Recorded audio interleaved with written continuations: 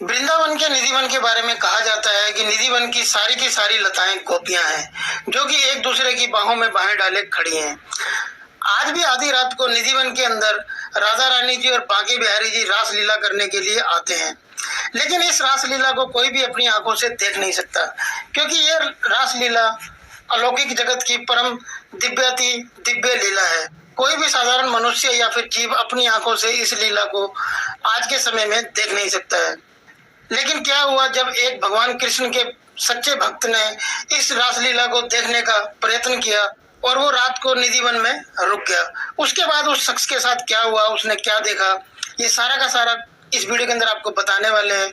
अगर आप बांके बिहारी जी और राधा रानी जी के सच्चे भक्त हैं तो नीचे कमेंट बॉक्स में आप जय श्री राधे कृष्ण जरूर लिखिएगा। तो आइए फ्रेंड, स्टार्ट करते हैं आज का वीडियो और इस सुंदर कथा के बारे में जानते हैं।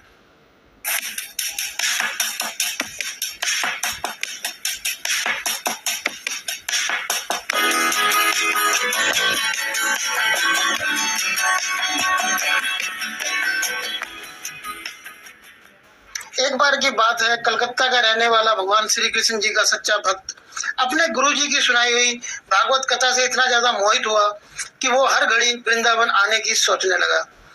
उसके गुरु जी ने उसे निधिवन के बारे में बहुत सी बातें बताई थी और कहते थे कि आज भी भगवान श्री कृष्ण और राधा रानी जी निधिवन में रात को रास रचाने के लिए आते हैं। पर उस भक्त को इस बात पर बिल्कुल भी यकीन नहीं था और एक बार उसने ये निश्चय किया कि वो वृंदावन जरूर जाएगा और ऐसा ही हुआ। श्री राधा रानी जी की कृपा हुई और वो वृंदावन धाम पहुंच गया। वृंदावन धाम आकर उसने बांके बिहारी जी और राधा रानी जी के मंदिरों में अच्छे से उनके दर्शन किए, लेकिन अब भी उसे इस बात का यकीन नहीं हो रहा था कि निधिवन में रात्रि को भगवान श्री कृष्ण और राधा रानी जी रास रचाने के लिए आते हैं।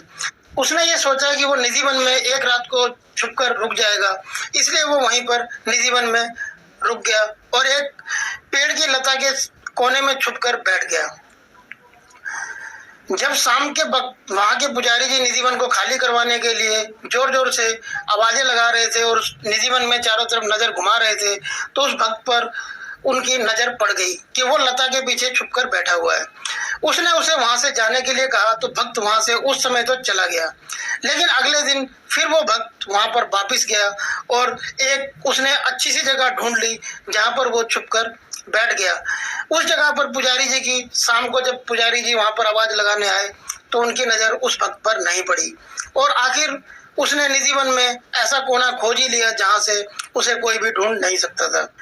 और अब वो अपनी दोनों आंखें मूंदे सारी रात वहीं निधिवन में बैठा रहा और अगले दिन जब सेविकाएं निधिवन में साफ सफाई करने के लिए आई तो उन्होंने पाया कि एक व्यक्ति बेसुध पड़ा हुआ है और उसके मुंह से बहुत सारा झाग निकल रहा है। उन सेविकाओं ने सभी को बताया तो लोगों की भीड़ वहां पर जमा हो गई। सभी ने उस भक्त से बोलने की कोशिश की, लेकिन वो कुछ भी नहीं बोल रहा था। लोगों ने उसे खाने के लिए मिठाई दी और भी बहुत सारी चीजें दी, लेकिन उसने वो सारी चीजें खाने से इनकार कर दिया। वो ऐसे ही इसी तरीके से निधिवन में 3 दिनों तक बिना कुछ खाए पिए बैठा रहा। उसे किसी भी तरीके की कोई भी सुध नहीं थी, ना ही वो कुछ बोल रहा था। 5 दिन के बाद उसके गुरु, जो कि श्री गोवर्धन में रहते थे, उनको बताया गया। तब उनके गुरुजी वहां पर पहुंचे और उसे गोवर्धन अपने आश्रम में ले आए। आश्रम में भी वो ऐसे ही रहा और एक दिन सुबह सुबह उस व्यक्ति ने अपने गुरुजी से लिखने के लिए कलम और कागज मांगा। गुरुजी ने ऐसा ही किया और उसे वो कलम और कागज देकर मानसी गंगा में स्नान करने के लिए चले गए। जब गुरुजी स्नान करके आश्रम में आए तो वहां पर पाया कि उस भक्त ने दीवार के सहारे लगकर अपने शरीर त्याग दिया है और उस कागज पर कुछ लिखा हुआ था।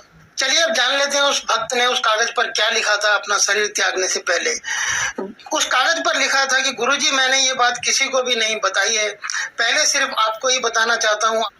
आप कहते थे ना कि निधिवन में आज भी भगवान रास रचाने के लिए आते हैं और मैं आपकी कही बात पर विश्वास नहीं करता था, लेकिन जब मैं निधिवन में रात को रुका तब मैंने साक्षात श्री बांके बिहारी जी को राधा रानी जी और अन्य गोपियों के साथ रास रचाते हुए दर्शन उनके किए और अब मेरी जीने की कोई भी इच्छा नहीं है। इस जीवन का जो लक्ष्य था मेरा, वो लक्ष्य मैंने प्राप्त कर लिया है और अब मैं अपना शरीर त्याग कर जा रहा हूँ। श्री श्याम सुंदर जी की सुंदरता के आगे ये दुनिया बालों की सुंदरता कुछ भी नहीं है। इसलिए आपके श्री चरणों में मेरा अंतिम प्रणाम स्वीकार कीजिए। और वो पत्र जो उस भक्त ने अपने गुरुजी के लिए लिखा था, वो आज भी मथुरा के सरकारी संग्रहालय में रखा हुआ है, जो कि बंगाली भाषा में लिखा हुआ है, क्योंकि वो जो भक्त था वो कलकत्ता से आया था, केवल उसे बंगाली भाषा ही लिखनी आती थी। आशा करते हैं ये वीडियो आपको जरूर पसंद आया होगा। यदि वीडियो पसंद आया तो इस वीडियो को लाइक और शेयर जरूर करिएगा अपने दोस्तों के साथ, व्हाट्सएप और फेसबुक पर। अगर अभी तक आपने हमारे चैनल को सब्सक्राइब नहीं किया हुआ है तो नीचे रेड वाले सब्सक्राइब के बटन को प्रेस कर चैनल को सब्सक्राइब कर लीजिए। सब्सक्राइब किया हुआ है तो आपका बहुत बहुत धन्यवाद। फिर मिलते हैं ऐसी किसी बेहतरीन जानकारी के साथ नेक्स्ट वीडियो में। तब तक के लिए जय श्री राधे कृष्ण।